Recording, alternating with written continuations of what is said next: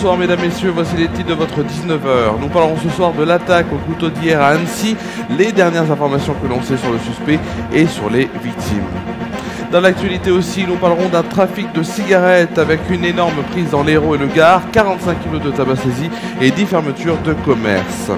Ce soir, nous irons voir dans cette édition dans l'info locale qu'un homme est mort après un tir de fusil de chasse à Tain-l'Hermitage. Plus d'informations dans cette édition. L'info venue de Martinique avec la CGTM FSM, toujours vent debout contre les conditions d'accueil et le traitement des dossiers à la CGSS. Et on verra bien sûr le temps qu'il fera avec la météo et l'éphéméride de demain en fin d'édition. Nous sommes le vendredi 9 juin 2023.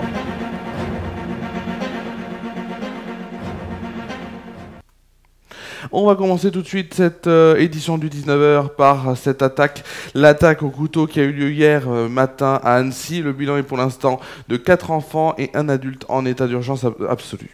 Le pronostic vital donc de 3 blessés, 2 enfants et un adulte est engagé, alors que l'état des victimes est stable selon la préfecture de Haute-Savoie.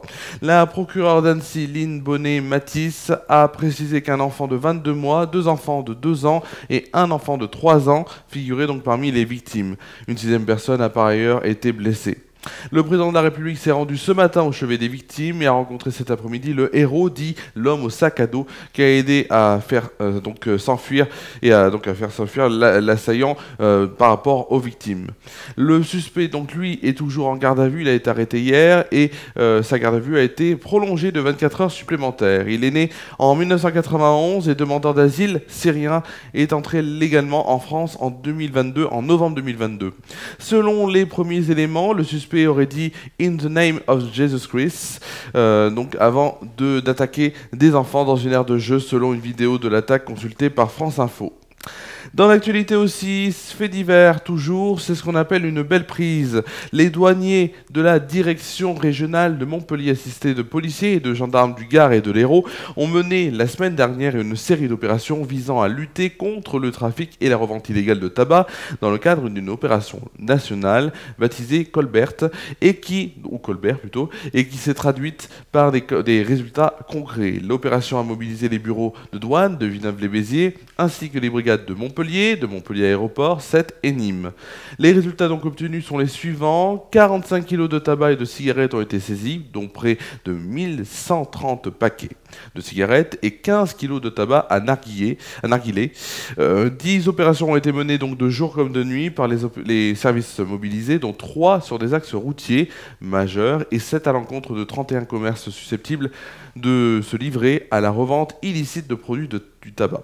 27 constatations ont été relevées, principalement pour des infractions en lien avec le trafic de tabac. 17 fermetures administratives seront demandées par l'administration, c'est ce que précisent les douaniers. C'est désormais donc place au préfet de prendre le relais pour notamment prononcer les fermetures administratives qui pourraient principalement concerner les épiceries de nuit.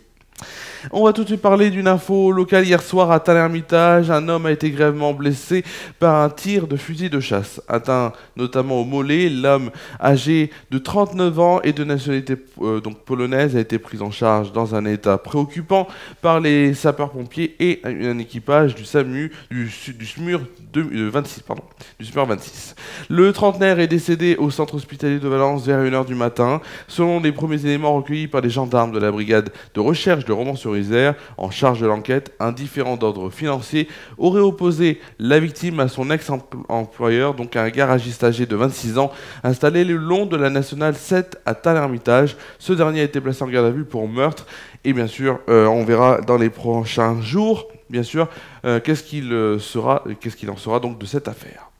Direction maintenant la Martinique où une nouvelle fois le syndicat CGTM FCM monte au créneau pour déplorer les conditions d'accueil et de traitement des dossiers à la CGSS de Martinique. Sans barrage ni entrave, quelques 20 agents affiliés à cette centrale syndicale et ses représentants ont fait entendre leur mécontentement au siège du Lamentin hier. durant une partie de la journée.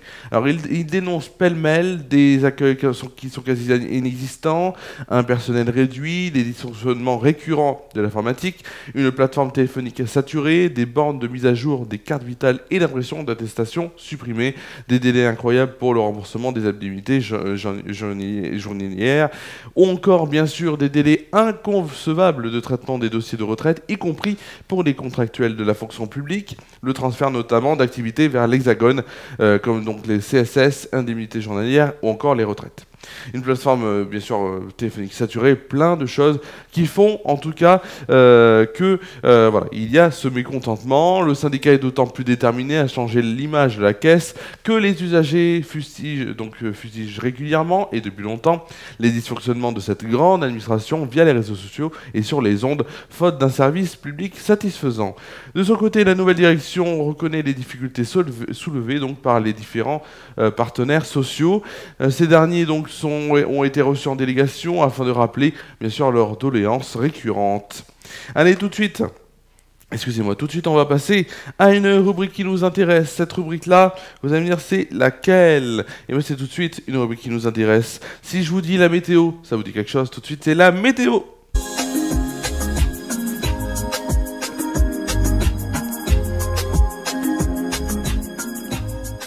La météo, on va déjà commencer par demain matin à Tournon-sur-Rhône, puisqu'on commence toujours à Tournon-sur-Rhône et ensuite on s'ouvre vers la France métropolitaine.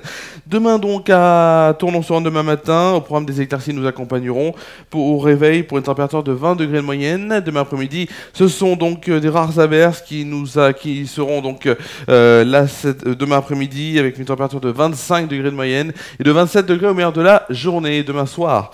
Les éclaircies concluront cette journée, il fera 22 degrés de moyenne.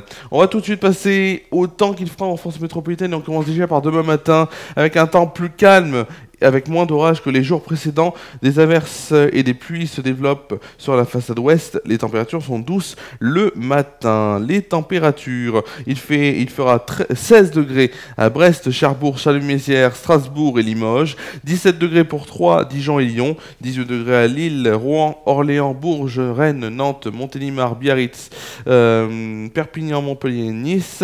Il fera 19 degrés pour Paris, La Rochelle, Bordeaux et Ajaccio. Pour le... on a un petit problème. Ouais, c'est bon.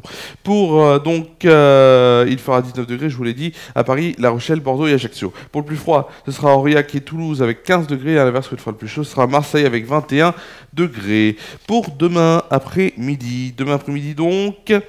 l'instabilité se renforcera et les averses orageuses seront plus nombreuses et se propageront progressivement vers le nord et l'ouest. Les températures seront encore chaudes sur l'ensemble du pays, particulièrement sur le nord-est, avec un beau soleil et de fortes chaleurs. Les températures 21 degrés à Cherbourg, 23 degrés pour Orléans et La Rochelle, 24 degrés pour Rennes, Bourges, Dijon, Limoges, Biarritz et Nice, 25 degrés pour Nantes, Lyon et Ajaccio, 27 degrés pour Montélimar et Toulouse, 28 degrés pour Rouen, Paris, Troyes et Montpellier, 29 degrés pour Chalon-Mézières, Strasbourg et Perpignan. Pour le plus froid, pour le plus frais, il fera 20 degrés à Brest et pour le plus chaud, ce sera pas très loin en tout cas, ce sera à Lille. Bon, c'est un peu loin, mais ça sera moins loin que dans le sud. Lille donc avec 31 degrés. On fêtera bien sûr demain la Saint-Landry. Le soleil se lèvera à 5h47 et se couchera à 21h52. On gagnera seulement une petite minute de temps additionnel, j'allais dire encore. Et oui, je le dis souvent, dans une minute bien sûr de soleil en plus. Voilà, on va bien sûr bientôt se quitter. Oui, on va bientôt se quitter.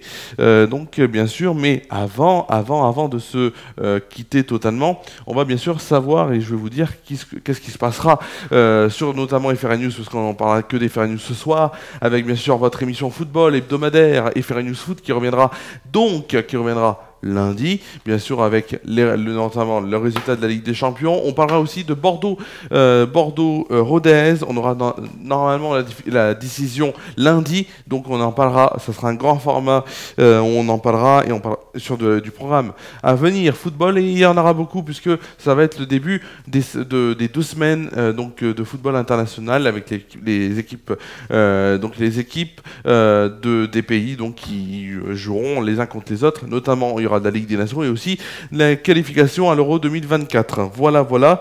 Et le 19h, donc votre 19h qui sera de retour la semaine prochaine normalement, pendant 3 jours, donc mercredi, jeudi, vendredi, ça changement, mais normalement ce sera mercredi, jeudi, vendredi, avant une semaine prochaine, une semaine d'après, où on aura une spéciale, je vous dis une spéciale, ça sera même pas un 19h, mais ce sera une édition spéciale, et on sera bien sûr le 21 juin, vous allez me dire où. Place du Grenier à Sel, bien sûr.